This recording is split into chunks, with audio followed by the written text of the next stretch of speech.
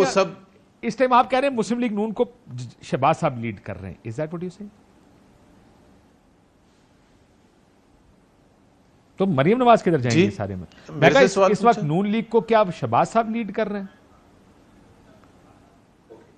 شہباز صاحب ڈیل کر رہے ہیں لیکن ہمیں اتنا بھی معصوم نہیں بننا چاہیے کہ شہباز صاحب سب کچھ اپنی مرضی سے کریں گے. اس میں نواز شریف صاحب کی 100% تائید حاصل ہوگی, سپورٹ حاصل ہوگی, اور اوور آل جو میکرو ویو ہے کہ یہ جی اگر ہم کر لیں گے 2-3 سال اس طرح سے کریں گے تو عمران خان ختم ہو جائے گا, پی ٹی آئی ختم ہو جائے گی, اور پھر ہمارے مقابلے میں تو کوئی نہیں, اور پیپلز پارٹی تو پنجاب میں ہے ہی نہیں. So we will have a run over the next 5-10-15 years, اور وہ ظاہر ہے سیاسی طور پر جو بھی ہوگا وہ تو دیکھا جائے گا, بٹ جب مقابلے میں جو پارٹی ہے وہ رہے گی ہی نہیں. And this is what the thinking is, اور یہ بالکل کلیئر ہے.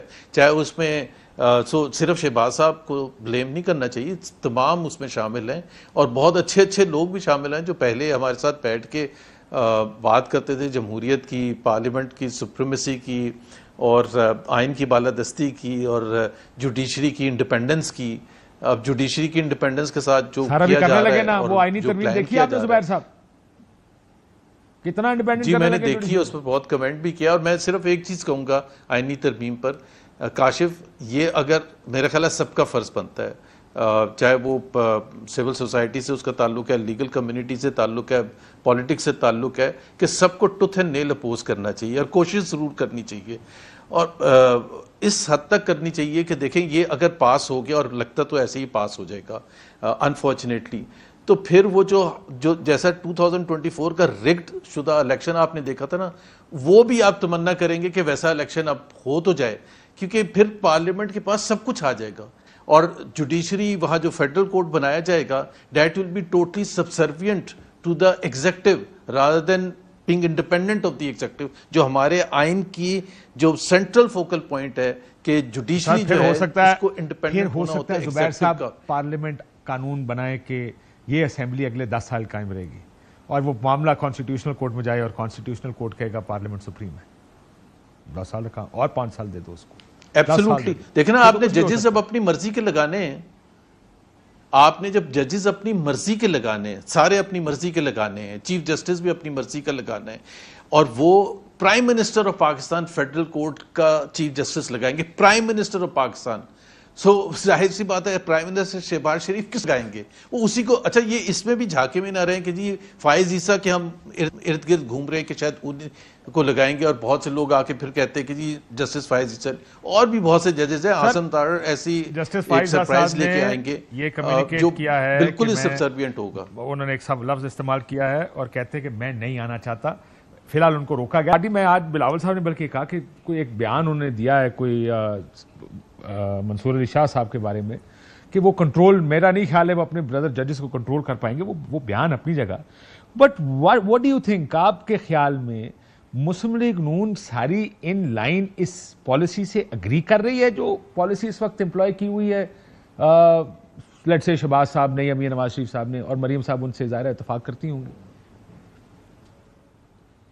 دیکھیں نا, وہ اس وقت ان کو انسٹال کیا ہوا ہے, اور ظاہر ہے 25-30 سیٹوں کے ساتھ اگر کوئی پارلیمنٹ میں بیٹھا ہوگا, اور وزیر اعظم کا بھی عہدہ ہوگا, کابینہ بھی ہوگی, بڑی بڑی دوسری پوزیشنز بھی ہوگی, تو آپ پھر پالیسی نہیں بنا سکتے. یہی تو سب سے زیادہ مشکل ہوتی ہے سولین بالادستی میں, اور اس قسم کی سیاست میں جو مسلم لیگ نے اب شروع کی ہے. ان کو جو لے کے آئے ہیں backed up by the establishment, تو ظاہر سی بات ہے فیصلہ سازی ان کے پاس نہیں ہے, اور فیصلہ سازی اگر نہیں ہوگی تو پھر ان کو آپ اس حد تک تو بلیم ضرور کریں گے کہ جی آپ یہ کس قسم کے فیصلے کر رہے ہیں. اب سب کو پتا کہ انٹیریئر منسٹر جو ہے وہ ان کی مرضی سے نہیں لگا. رانا ثناء اللہ نے 10 دفعہ یہ کہا ہے, ٹی وی پر بیٹھ کے کہا ہے کہ ان کا کسی اور قبیلے سے تعلق ہے. سو جب اب آپ کا انٹیریئر منسٹر, بلکہ انہوں نے یہ بھی کہا سر ان کا جس قبیلے سے تعلق ہے اگر یہ وزیر اعظم بھی بننا چاہے تو ہم روک نہیں سکتے. ایگزیکٹلی, بالکل.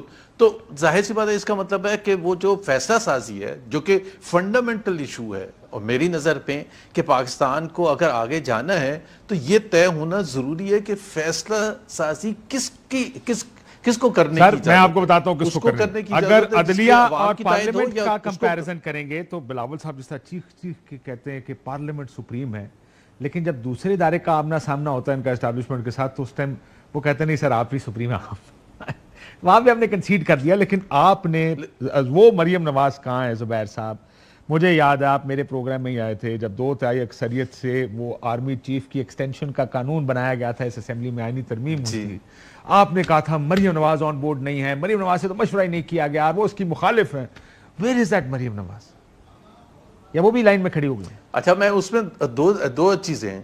ایک تو یہ میں چونکہ یہ آپ آج کل وہ امین گنڈاپور کے حوالے سے بھی بات چیت ہو رہی ہے کہ جی یہ وکٹ کے دونوں طرف کھیل رہے ہیں. بہت سے لوگوں نے کہا پی ایم ایل این والے تھوڑے سے خوش بھی ہیں, لیکن میں آپ کو یہ بھی بتا دوں پی ایم ایل این والے بہت کنسرنڈ بھی ہیں. وہ اس حوالے سے جو آپ نے ابھی 2019 کی بات کی ہے جب ایکسٹینشن دے رہا تھا P M L N general Bajwa کو, ڈسپائٹ دا فیکٹ کہ وہ انہی کو الزام لگا رہے تھے کہ انہوں نے تباہ کیا پارٹی کو, الیکشن میں ہروایا اور سب کچھ کیا.